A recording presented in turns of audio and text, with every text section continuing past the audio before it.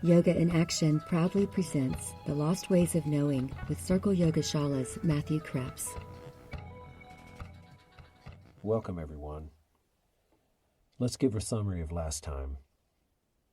The main focus of the last episode was the subtle body and how it figured into this process of reversal, the process that the Siddhas understood themselves to be intervening in order to produce liberation, freedom, and certain things of this nature.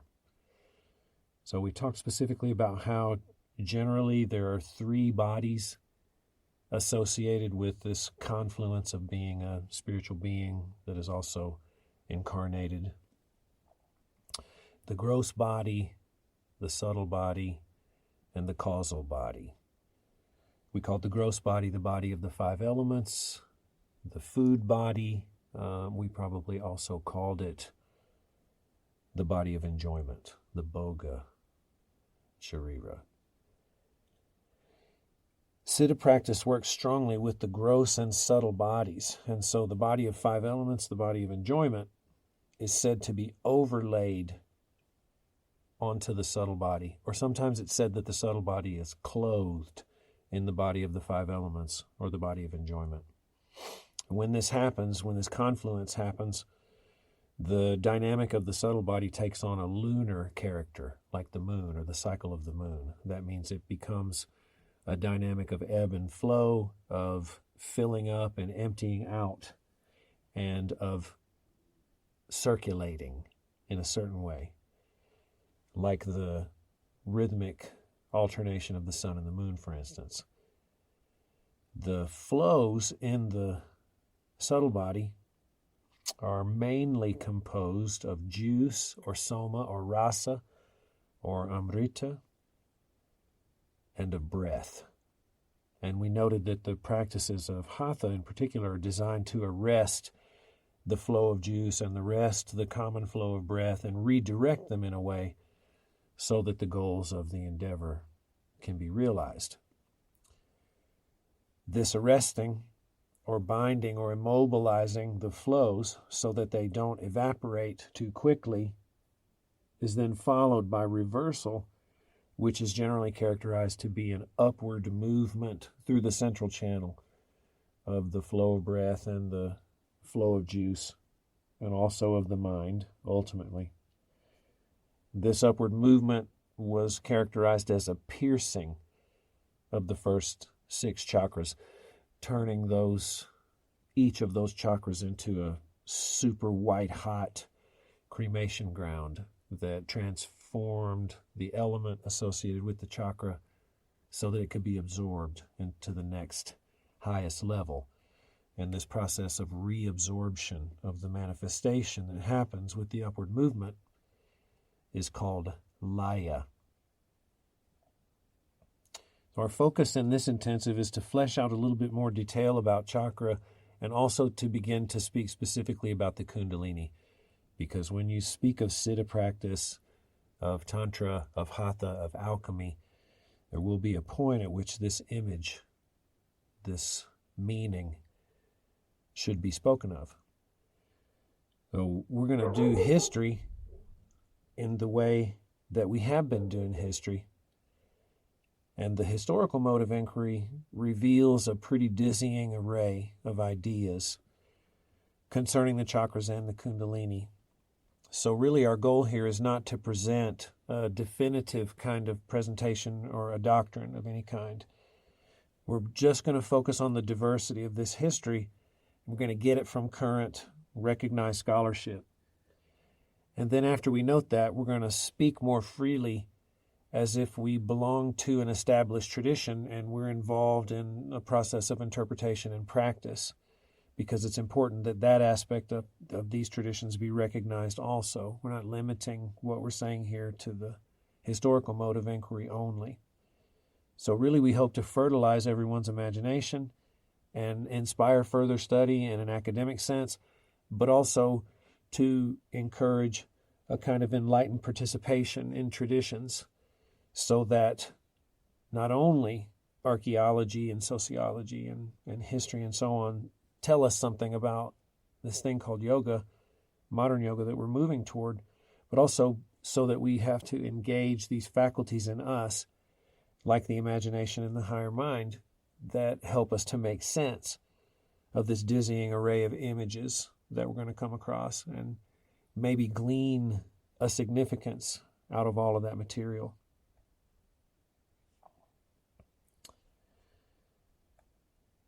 Let's start with some dates.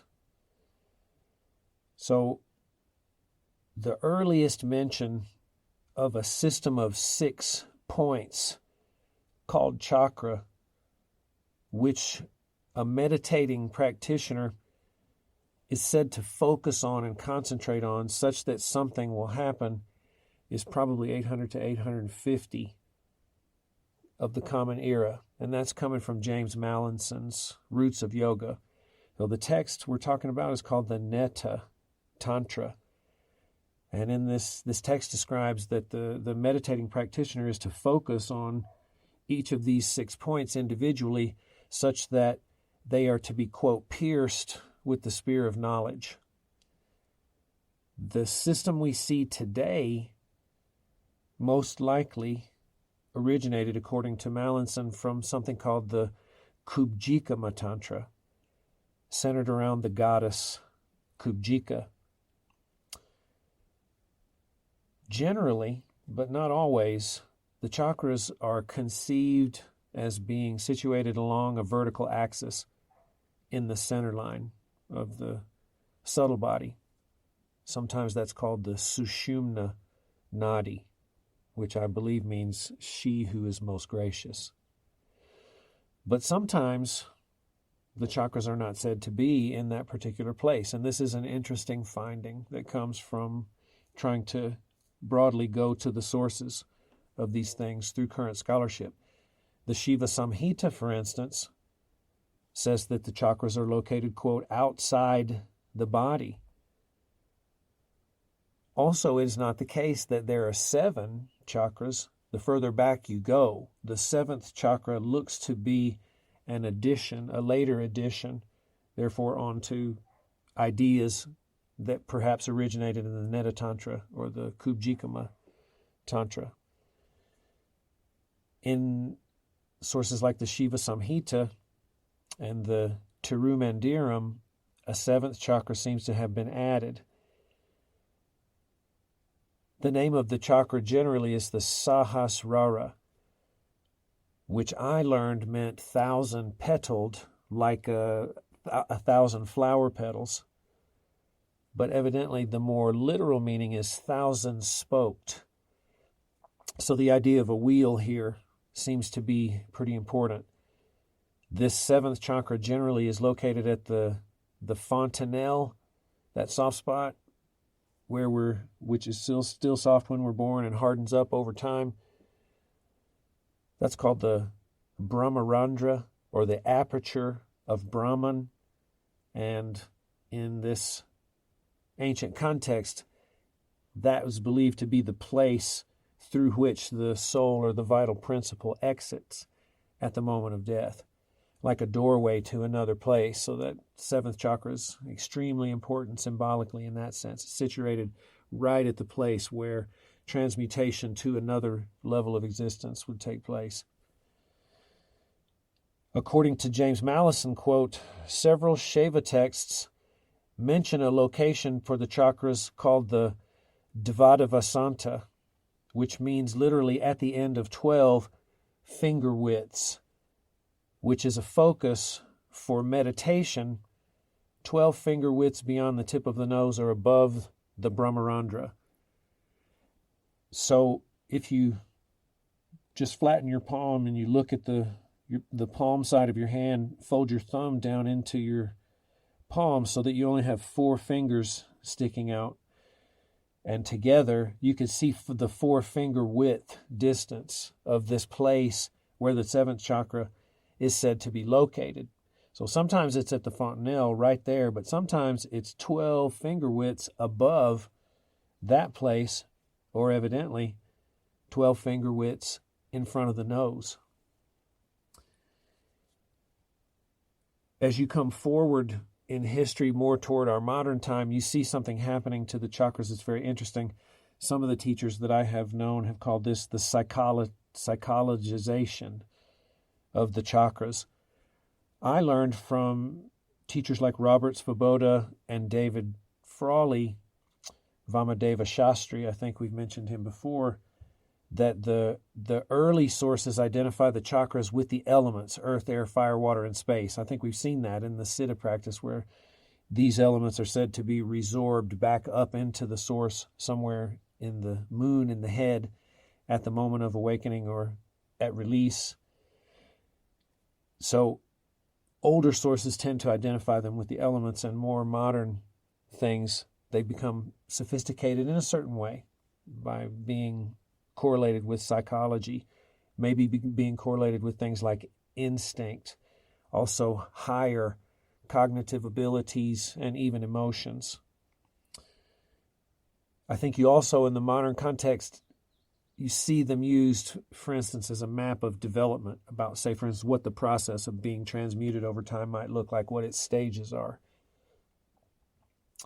So in this episode, we're going to stay within the context of Siddha practice and talk mainly about them as the elements, with the root chakra being earth, and the neck chakra being water, and the solar plexus being fire, and the heart being air, and so on, as you go on up. So, the word Kundalini generally means she who is coiled, or something like that. So you get the shape of a coil, a serpent shape that's coiled, and also that this is feminine in general. Sometimes the word Kundalini is not used to refer to the same coiled structure or creature. Sometimes it's Kundali. In earlier sources, Kubjikama Tantra, I think, would be one of those here. The Kundalini is said to be in the chakras of the heart, or the navel, or in something called the khanda, which is a bulb somewhere below the navel. That's from James Mallinson. So I learned that the Kundalini was coiled at, quote unquote, the base of the spine, or sometimes the base, it was said to be the base of the astral spine, not the skeletal spine, because that's not in the center of the body confluence between the subtle body and the gross body. The spine's in the back of the body. And so this central channel was sometimes called a spine, but it was called an astral spine, and that the Kundalini is coiled there. Note here, earlier sources say chakras of the heart, the navel, or the khanda, this bulb somewhere below the navel. It's the later sources that identify her as being at the base of the central channel. In some of those sources, her head is said to be the blockage into the central channel. This is the mouth of the Kundalini. And in some of the other sources, she is coiled at the base of the central channel, and there's a lingam there, which is a sacred phallus associated with the Shaiva traditions.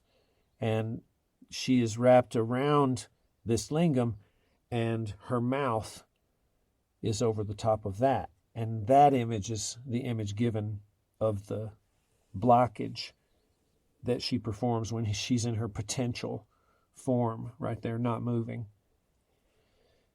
Sometimes as you come further into Shaiva traditions, like those of the mystical Shaivism of Kashmir, the Kundalini is described as having 3 levels: Prana Kundalini, Shakti Kundalini, and Pra Kundalini.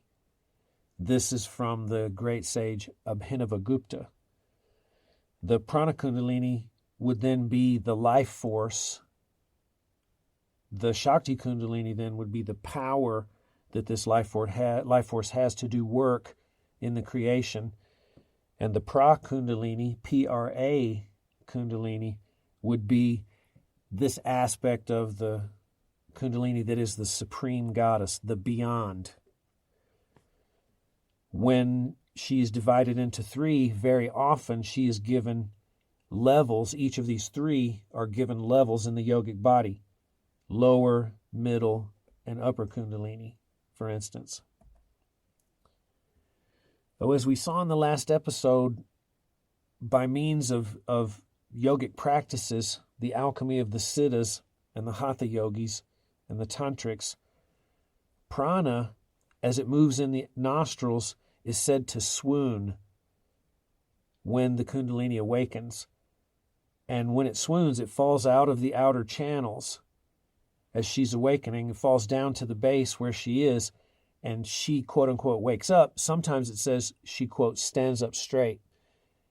And when that happens, she begins to rise through the central channel, piercing the chakras, or what are sometimes called the granthis, the knots, as she moves upward. So she becomes this spear of knowledge that is said to penetrate or need to penetrate the chakras in the earlier sources. This process of her moving upward and piercing creates that heat that transforms the elements.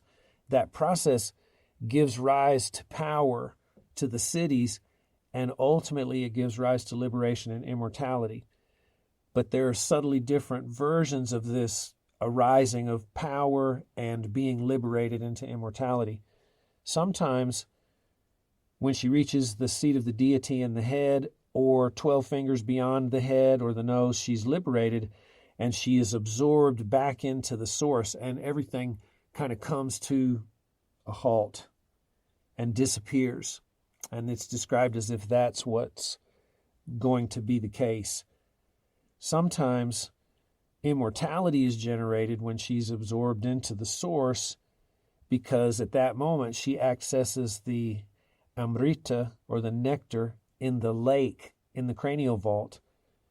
And when she accesses that nectar, she is said to then descend back down through the body, and she brings it with her. She floods the body with the nectar that was in the cranial vault. This is what transmutes the mortal body itself into the alchemical body, or the vajradeha, the diamond body, that then becomes immortal. And this body or container, which can then contain these cities or powers that have been generated. So you see a rhythm in her movement, sleeping at the base, waking and moving up to the top, and everything is taken back into the source. But then there's also the emission again, the release of the liquid and the manifestation with which she is also associated. I wanted to point out also, in addition to these different ideas about these subjects that we thought were so set in the way that they should be understood, the diversity involved in this event of rising through the channel. So it's very important to note that as the traditions come toward the Siddhas and develop in that regard, no one gives up the idea that there is a rising, that something ascends to another level and some profound change happens. But what is also interesting to note is that the substance, or the X that rises through the central channel, is not always the same. And we've mentioned already that it's going to be breath, that it's going to be seed, that it's going to be mind, and that it's going to be Kundalini. You could take all of those things from the last couple of episodes about Siddha practice and see that sometimes that stuff is going to rise. So sometimes it's said to be the jiva, the soul. And here's a new one for you in general. Sometimes it's said to be the hamsa, Hamsa.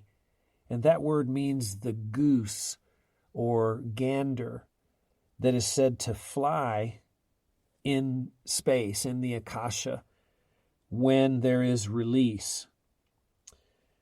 Sometimes it's prana, as mentioned before. Sometimes it's seminal essence or reproductive tissue. Sometimes also it's mantric resonance. It's said to be vibration, right, that rises through the central channel with the Kundalini's awakening. And to make matters even more interesting, in the 10th century Padma Samhita, the Kundalini is not actually a piercing force. Rather, she is the obstruction at the mouth of the central channel only. She needs to be straightened out via the application of heat, or that tapas that the yogic alchemist creates. But this straightening out is simply her getting out of the way so that prana, can rise through the central channel. I mentioned this particular version of what rises through the channel and the function of the Kundalini in the Padma Samhita, because this evidently is how Krishnamacharya, the father of modern practice, understood her role in the yogic practice. So we see a lot when it comes to the Kundalini and the chakras. Many variations and many developments over time. Well, this helps us situate the story that we got within this broader development, and that, of course, generates new feelings and new ideas about what it is that we thought we were involved with and what we're actually involved with and what this means for us as we go forward. Most of the information that I got about the Kundalini that really was interesting and changed things for me came from David Gordon White. You've heard his name mentioned many, many times throughout all of the episodes. And his book, The Alchemical Body, is a magisterial, difficult read that really opens your eyes to the nature of Siddha practice and how that connects to Tantra and how that connects to alchemy and how that connects to Hatha and how that, therefore, connects to the modern world and ideas like the Kundalini. David Gordon White points out that there's a very interesting thing that seems to emerge from the image of the Kundalini's coil, that she's circular, coiled around herself over and over again, that suggests paradox in a primary way. And this paradox about the Kundalini, he calls the two Kundalinis. And so all the meanings and images that constellate around this idea of the Kundalini, they seem to take two primary forms. One is the Kundalini is seen as the divine feminine energy, which is called the Shakti. And that, when she is coiled, therefore, she is potential energy. Lots and lots and lots of energy. Think of all the heat that's going to happen when the chakras are pierced. So there's a bunch there, and that energy is going to be released. But also, she is conceived of as feminine materiality. I think both David Gordon White and Dr. Wendy Doniger have pointed out in different places that I have seen that throughout the emergence of the Hindu civilization, the stuff that everything is made of tends to be gendered feminine. And so we have, on one hand, potential energy that will transform and change everything. That's like the fire. That's her as Shakti. But then we have also the stuff that the fire will work on. And even further than that, as the principle of materiality, the Kundalini gets associated with ignorance as in a strange way. So there's a complex network of non-dual images around this idea that she is both power and matter, and that because she is matter, she is asleep, or somehow there's an aspect in which she appears that is dumb, like lead. In this vein, one of the names of the Kundalini is interesting. That name is Bhogavati. The root Bhoga is from Bhuj, which means to partake or to enjoy. And we've seen it already in the last episode when we talked about the gross body, or the body of the five elements, being called the Bhoga Sharira. And so that being the dense body that clothes the subtle body, and we need to be liberated in some sense from that body. That idea connects directly now to the Kundalini through her name, Bhogavati. This idea that it's about enjoyment becomes very important. The name shows her coiled form and also her femininity. Here's what David Gordon White says about her dual nature. Quote, "At ground zero of the self-emission of the Absolute into phenomenal being is the Kundalini, who takes pleasure as she allows the microcosmic life force to drain away into her sleeping mouth. Her sleep is the sleep of dumb matter, sometimes called the sleep of lead, in which case she is known as Naga. And her head or mouth is the sole obstruction to the opening of the upward path to her own return from existence to essence. So she is going to return home, and she's also the energy that's going to return home. Her sleep is the sleep of lead, in which, when that is happening, our awareness is of a certain kind. We'll get to that in a second. And when she awakens, or what keeps her from awakening, is her own sleep. And so this paradox begins to emerge around the nature of the Kundalini being both the power and the substance, or the means and the material, or the structure and the function, if you want to go that way. As Bhagavati, she is a feminine principle, this paradoxical feminine principle in the subtle body that is said to, number one, give pleasure, and number two, take pleasure. More about the paradox. When she sleeps, we are also asleep, but we mistake ourselves for being awake. So our sleep is actually sham wakefulness.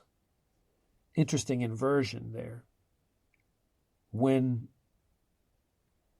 she wakes up, we wake up. And what happens to that sham wakefulness is that it's destroyed. It's very interesting also that when that energy is said to awaken, that the practitioner is said to go into samadhi or trance. I'm thinking of Ramakrishna here, the great tantric teacher. So from the outside, we look like we're asleep when she awakens and we swoon. And that's when we're actually awake. When she's asleep and we're walking around talking and doing all the stuff we're doing, we're actually asleep like her. And so our quote-unquote wakefulness is that robotic kind of, quote, awareness that even as far back as the Veda, the practitioners and the seers and the mystics fought hard against. David Gordon White says, these two poles of the Kundalini's mode of being, sleeping and waking, taking and giving pleasure, allowing the body to be consumed by the fire of time, and consuming the fire of time, these mundane and transcendental poles are identified as her poison and her nectar. Well, this gives us this fascinating image that somehow we might be in a place where the nectar, or quote-unquote the medicine that will fight against this robotic sham wakefulness that keeps us ensnared in ignorance, this medicine that will help us with that is a poison. When the medicine is the poison, things are becoming interesting. Now, one of the ways that you can think of the Kundalini is as something called a nexus, a confluence of many things, or a bind or a tie. In this case, her coiled form is an image of that, this nexus that is a confluence of many things, possibly in motion, turning, or tied, tying one realm to another, one function to another, one level to another. If she is this nexus or tie, she's the nexus between emanation and participation, or emission and resorption. So the Kundalini is a little bit like a valve, an in-between creature that is both medicine and poison, that is both straight and coiled, that is both potential and actual. We find that another of the great serpents, Shesha, the cosmic serpent, serves this same function of being a nexus. David Gordon White says the cosmic serpent, Shesha, was the end point of a prior creation and a starting point of a future creation, who is located as well at the base of a self-enclosed system.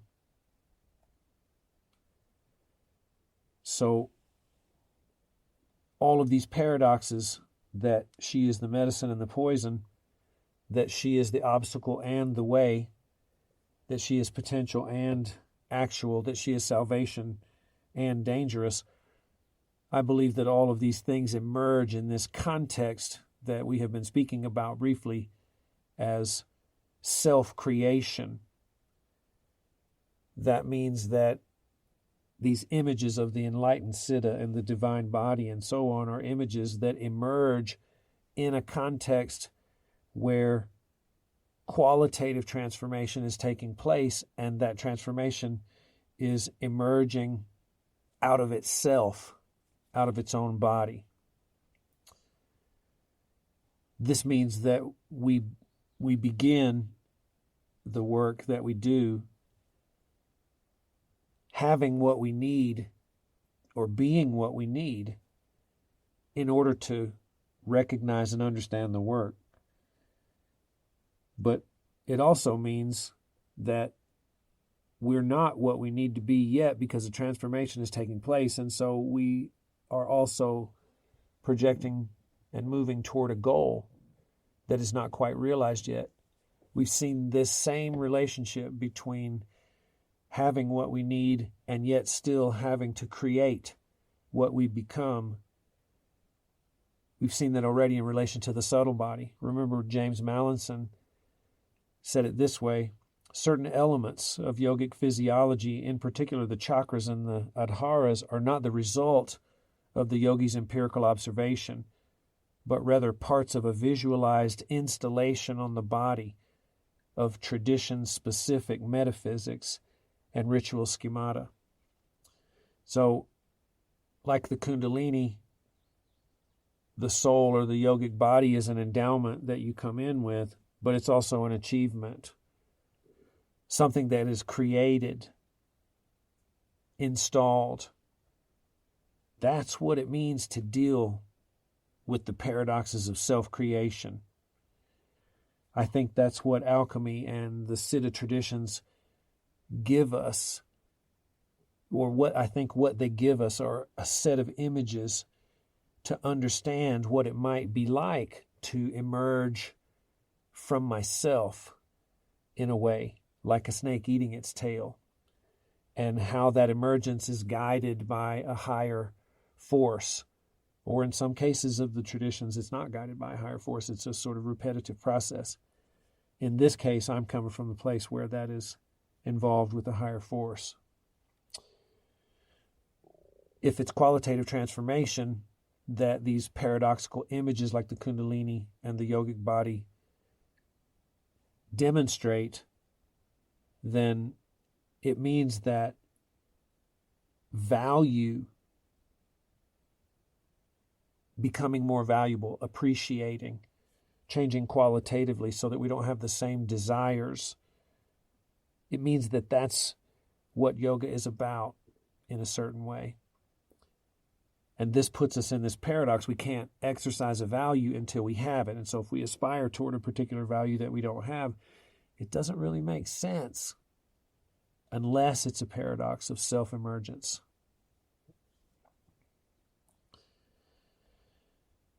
So what does it mean to live in a universe where the medicine could be the poison, where I must become what I am not yet to fulfill a certain set of needs, but I must already be that in order to recognize it and move toward it through work, the work of becoming? What does it mean to live and work in a universe like that? You all know we like to leave you with stories and we like to leave you with images, but we've seen quite a bit of the historical diversity now. And why not take a look at one story that is so deep and rich that has to do with all of these images we've been talking about, but in particular, how do I act in that universe where the medicine is the poison, where I'm endowed with a soul, but I have to create it at the same time? So I'm going to read you a famous story now that is very deep and profound, that relates to Ayurveda and relates to Tantra and relates to this idea of the medicine as the poison and relates to the Kundalini and relates to the alchemical process and so on and so on. And we're going to interpret it just a little bit to leave you with an imaginative task in relation to the paradox of the Kundalini and the paradox of having, quote-unquote, a soul when you were born, but also having to install one through practice. Here's the story. The gods had become weakened by a curse placed on them by Durvasas. They asked the demons to help them obtain the elixir of immortality, hidden in the depths of the great cosmic ocean like cream in milk. Mount Mandara was torn from the earth as a rod, and Vasuki, the great serpent king, was used as a churning rope. The demons held the serpent's head, and the gods his tail. Whipping him round and round, they churned the great ocean, producing the Amrita. However, the motion made the serpent vomit up his venom, which is called Halla Halla. The venom threatened to dissolve the whole universe if it was churned out of the ocean. However, the supreme yogi Shiva took it into his mouth and, neither spitting it out nor swallowing it, held it in his throat, where it was transmuted into nectar. The accomplishment of this alchemical feat left Shiva with a blue mark on his throat, and this is why he is known as Nilakanta, the blue-throated one. So where I come from, we would say that in relation to history, this right here is the real dope. This is where the gold is in these imaginative images. So I want to take this in sections and see what we can derive from it. So the first section, we're told that the gods had become weakened. This means a process of degradation has taken place. It is generally assumed in this context that gods have mighty power and possibly immortality and so on, but notice also that they can become weakened and that this weakness or this degradation is the result of a curse placed on them by someone else. Whenever you see a curse in these myths, it's very important to think of karma, something that has happened that is written in stone in a way that's going to have to take place. So this is a big karma being talked about here. The gods becoming weak. And they're desperate. How do we know? They ask the demons, they ask the Asuras to help them obtain the elixir of immortality, which will rejuvenate them and bring them back. So making a deal with the devil seems to go a long way back. This is a dangerous bargain to make because the demons also will want the elixir of immortality and they will want it for their own purposes. This elixir is hidden in the depths of the great cosmic ocean like cream in milk. And so the image of the ocean being cosmic and massive is very important here, and that there are things in the depths of this that are like the essence of the ocean itself. Mount Mandara was torn from the earth as a rod, and the serpent king was used as a churning rope. So, we're trapped in ignorance. We're trapped in the ignorance of karma in a certain way.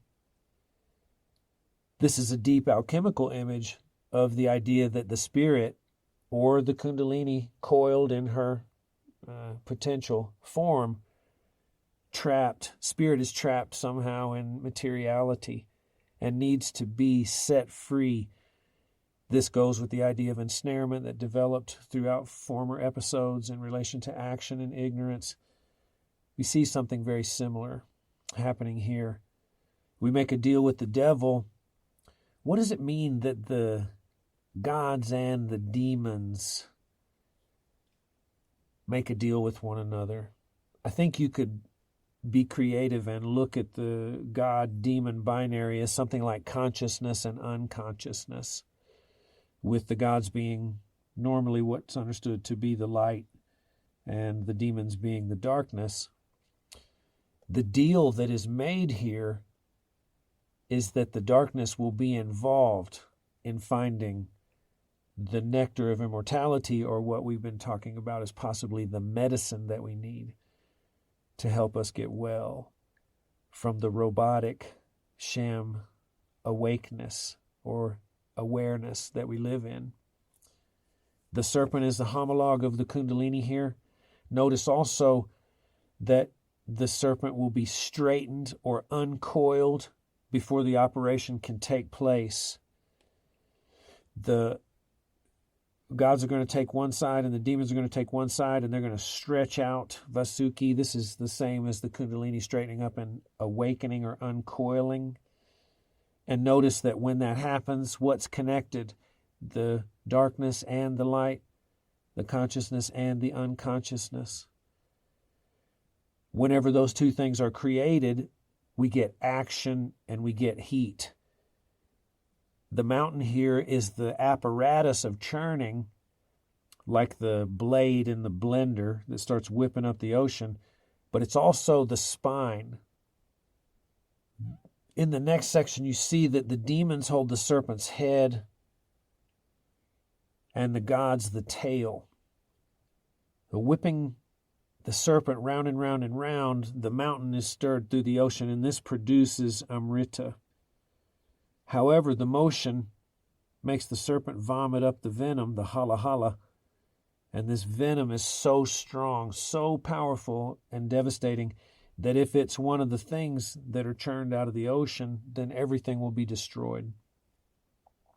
So we've seen that the Kundalini or the Vasuki stands up or straightens out and connects the light and the dark, or the consciousness and the unconsciousness here. When that happens, heat begins to be produced and work is possible. And the churning motion is something that we've also seen throughout the episodes, or the talking about alchemy and mercury. Remember, we've seen not only ideas like churning, but we've also seen ideas like rubbing, which was one of the functions or operations performed in alchemy on mercury. We've seen that things are sweated. We've seen gods sweat and create things.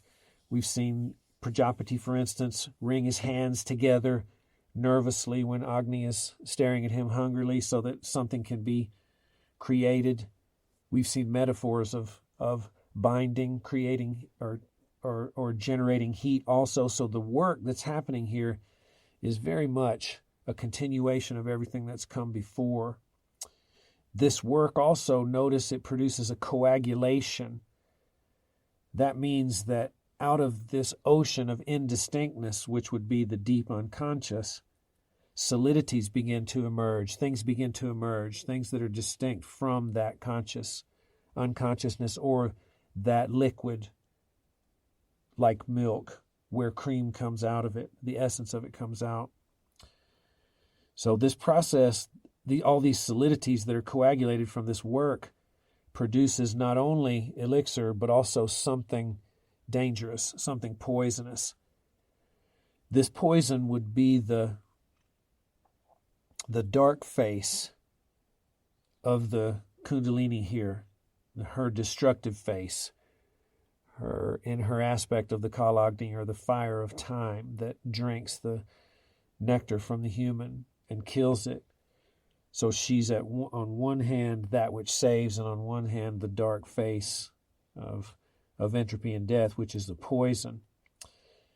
Psychologically, I think this is very, very, very interesting.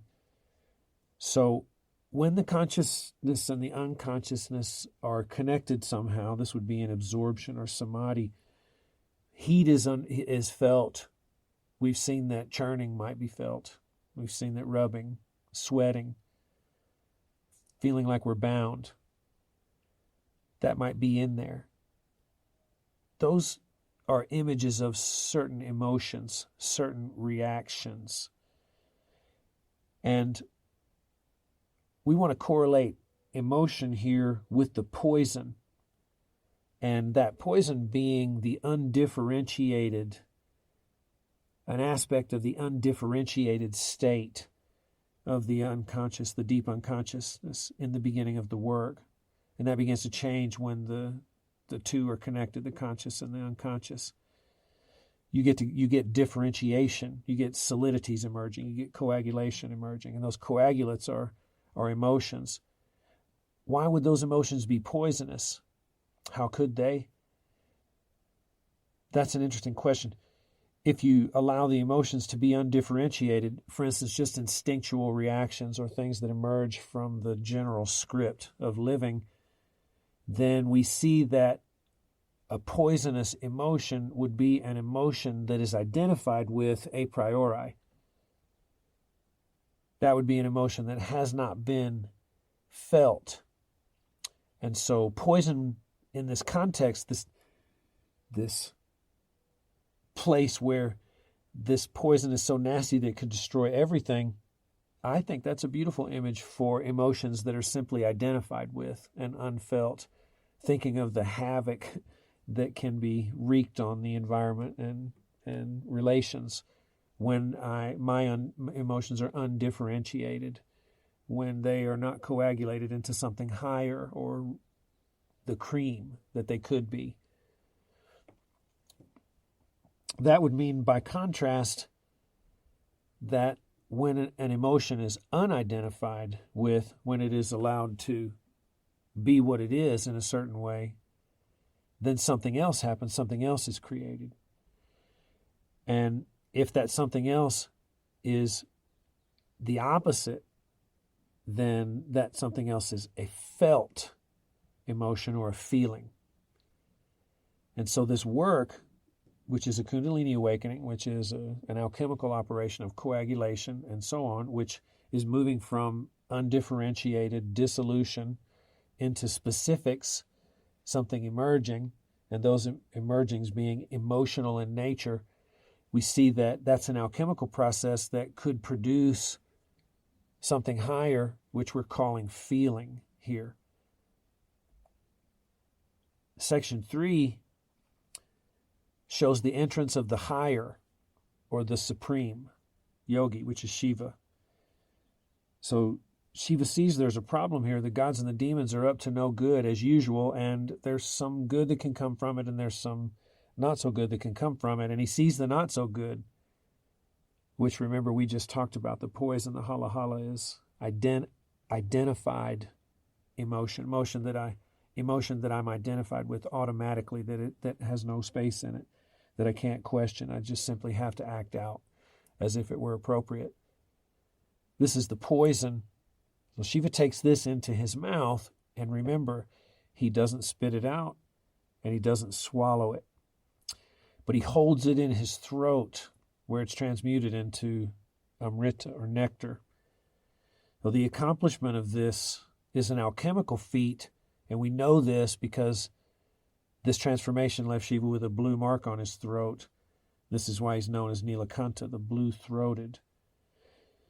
So the action of the higher here is yoga in this case. The yoga that is done has a particular characteristic that's very important for us to look into, because if this myth is to come with us into our daily lives, for instance, as an example of how we might behave in a place or a reality where we need to seek our medicine inside what appears to be poison, we need to act like Shiva, in other words, if we're going to do this kind of yoga, be engaged in this Siddha alchemy. So neither spitting it out nor swallowing it. We're moving to the middle here. what possibilities are left when you have a substance in your mouth and you can't spit it out, which would mean getting rid of it totally, and you can't swallow it, which would mean turning it over to the deep processes inside the gut, becoming one with it. Can you see that swallowing might be identification here with the emotion, and that spitting out might be identification here with emotion, just a positive and a negative reaction to the same basic substance? When Shiva holds this hala hala in his mouth, he tastes it. That's the space between simply eating, which would be identifying with, or simply rejecting or spitting out and being disgusted, which would be another form of identification. But because Shiva holds the poison in his throat, not spitting it out and not swallowing it, he tastes it really deeply. It goes directly into the tongue, and the poison is very strong.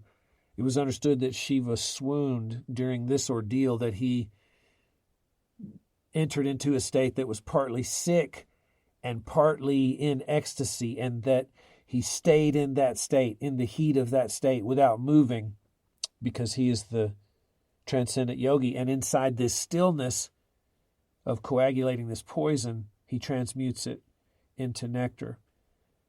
Notice it's important here that the poison is suspended at the level of one of the primary bandhas in Hatha Yoga, Jalandhara Bandha, the net that is at the level of the neck. And remember, that net catches the upward rising nectar and breath and mind and contracts it at the level of the neck, ultimately capturing it inside the head, not letting it drip down into the fire of time and be destroyed. So Shiva is working some supreme bandha here. I think it's also important to notice that this heat that he creates is a soft heat. It's a unique heat. It's not the heat of red blazing fire, but it's blue.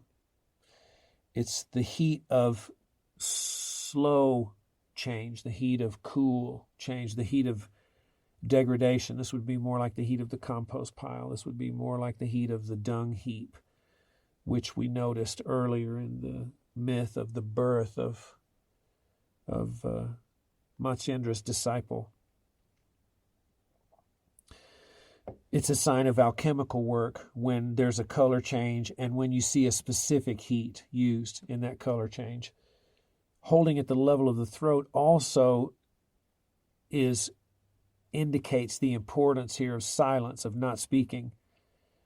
This is an alchemical image of keeping the lid on the container where the reaction is taking place so that the heat will not be lost, i.e., so that the tapas can get hotter and hotter and hotter, and we have more options, right, when it comes to heat.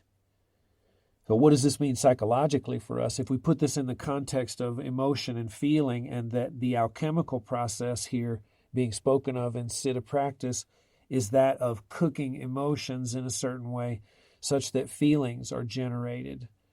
So this immediately means part of this process is to taste this thing that seems poisonous to us, which is an emotion that we're feeling, and to not move, and to hold it at the level of the place where normally we would speak, to start talking about it, saying things about what we know about how we supposedly feel, and so on, but not really letting the heat build up, and also not tasting the nature, right, of this medicine. I think that's a beautiful image of how we work, for instance, with emotional reactions in the context of having a higher purpose for our experience, which is being directed by something like yoga. So we keep these responses at the level of the throat and coagulate them there, and then we enter into the space of tasting, even if it makes us dizzy, even if it makes us feel a little sick. We hold on to it and we maintain a fire that is gentle, in a way like we're pregnant with something, like we're protecting a fetus, and that will produce feeling, higher feeling, deep sense of intuition and tastes. Beautiful. Let's make a summary. Well, the historical mode of inquiry that we've been engaged in the beginning reveals a whole bunch of ideas about the chakras and the Kundalini. Remember that we don't just see a single story about where the chakras are located or what the Kundalini is, and so on. So we just tried to fertilize our imagination and locate ourselves within this system of images surrounding these practices to see what it is we are doing, what we thought or what we think we're doing, and therefore how we might engage in, creative interpretation like we just did a moment ago. The chakras are expressions of developing traditions, and it looks like what we got in the modern age starts at the Kubjikama Tantra, but then really is the result of a selection of text from the writers in the early or late 19th century, like Arthur Avalon. We see the Kundalini being a very complex, multivalent image that encompasses paradox. She's the giver and the taker of life. She's the medicine of liberation. She's the poison of death and ignorance. We also made mention that these paradoxes emerge in the same space where we find the paradoxes around the yogic body as being both an endowment and an achievement. Same kind of flavor with the Kundalini here. And now we can begin to think that's what we're going to find whenever we're dealing with information that has to do with self-creation or qualitative transformation. We ended the discussion with the myth of churning the great ocean and Shiva transforming the poison, the hala hala, into nectar, trying to derive a psychological interpretation that gives us images about what it would mean to be involved, number one, in a world where those kinds of processes are necessary, and where yoga in particular looks to be the qualitative transformation that is sometimes called enlightenment. We can take that whole myth and its colors and its beauty and its images and place it in this context when we think about how our emotional reactions might be cooked in a certain way, in a certain alchemy, such that they're translated or transmuted into things called feelings, and how this is a process of us developing a deep sense of taste. You could sum that up by saying, how do I work? Don't repress, which means spit out, and don't express, which means swallow, spit out. Instead, taste and cook. When this begins, you might notice that it will feel hot. You might notice that it will be like being churned or rubbed or bound, or in some of those metaphors from the Hatha traditions, it might even feel like being killed or dying. But there's a reason to do it, and to do it that way, to incubate it without removing it or identifying with it or so on, allowing it to be what it is and tasting it deeply. We know there's a reason, because the medicine is the poison.